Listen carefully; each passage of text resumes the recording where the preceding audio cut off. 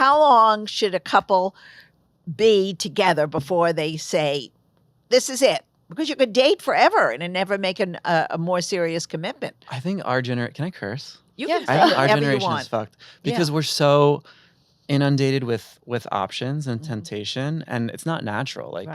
Like our ancestors, our brains aren't programmed to see thousands of candidates every day on Instagram and on dating apps and stuff. So I think our generation takes way longer to progress in every stage of the relationship. I'm sure you have experienced that too. No, I feel the exact same, and I suffer from it too. Like even when you feel like you have a good thing, wondering like, but what if there's someone perfect for you out there? And that's like very stressful. And I don't know. I know some people who are engaged who are still like, is this the person? Like, or is it just suiting me right now? It's ridiculous. You have to say, it doesn't have to be perfect, but you got to make the commitment. That's what I don't get of your generation. Really, they don't. They are still looking, because if somebody is 1/8 of a problem, they say, oh, forget it. There's somebody better out there. But that doesn't work like that. Life doesn't work. And what I think is that puts you in a terrible position when you are married, because there are so many problems that come up afterwards, whether one likes to cook, one likes to go to sleep early, you know what?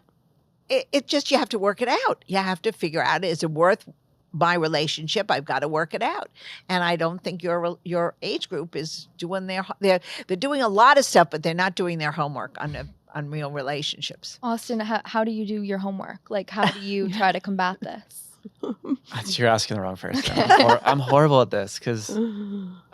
How old are you, Austin? I'm 33. Okay, and you're not in a relationship. 28. And you're not in a relationship now. Not right now. No.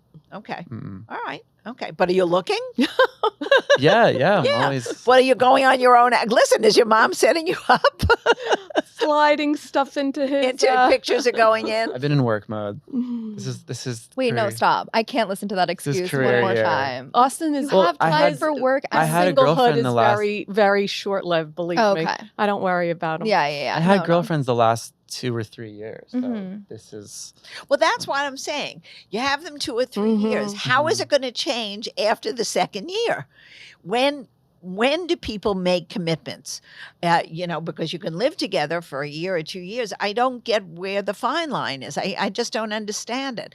And you've never been able to explain it to me. I don't. These people. Well, I think you get to a point where like one person tries to move to the next step, and if you're not feeling it, then that's your like decision that, okay, this wasn't the right person for me, I'm going to move on. But what you're saying, I guess, is like, how do you even get to 2 years? Yeah, I mean, why be with a person? I'm not talking about it for an 18 or a 20-year-old. I mean, we're talking about mature people in their late 20s, early 30s. When you do want to start a family, you do want to be in a permanent relationship with somebody. I see what's happening with a lot of your contemporaries. They just can't bite the bullet. It seems to be a psychological thing. And I wonder if we did it to them. I mean, not me, but your parents. But also, does it matter? Like, maybe it's good. I don't know in the long run. We don't have enough history behind this, whether, a girl of 35 is any more ready for marriage than a girl of 25. Maybe you thought about it more, and then less divorces will I don't happen. know. I don't know. It's too early. It's too early to tell. Apps are only, like, how long have they been around? Probably like 10 years or whatever. So. Well, what I find with clients, now that I'm working in this matchmaking division, is I get, for 20 and 30-year-olds, which by 30, they're getting a little bit more serious. Yeah. And this is a paying service. I'll show them a candidate and they'll go, not my vibe. Yeah, which is crazy. Well, my line is not my type. Not my vibe. We have merch that says not my type. And then I question them, well, what is your type? But they have no idea. It's just, that's their answer, not my vibe.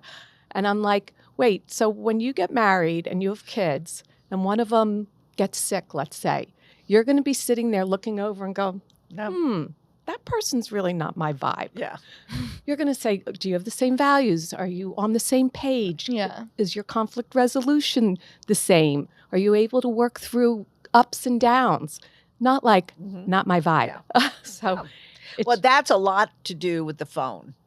with constantly people looking at each other Yeah. and seeing it's sort of the phone has destroyed the art of dating. Social I hate media. to say it. Yeah. So A big difference I noticed with our generation is when you guys were dating, it was proximity was so important. Like whoever you That's true. met, because you didn't have a phone Right. or a computer No, to keep in touch with them of course when not. they would be gone for living in a different city.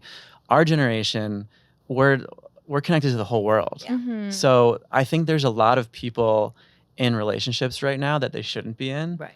but they can hold on because they have phones. Right. Whether Like they're almost in a good way, you're saying that like you can No, in a bad FaceTime way. someone more and no, because like if you can constantly stay connected to someone who might not be proximity wise close to you, like that's not a bad thing. Well, but you can't really develop a very Right. good relationship. Yes. Long distance, for long. It doesn't work for I long. agree. I mean, you could try, but it doesn't really. It's a difficult situation.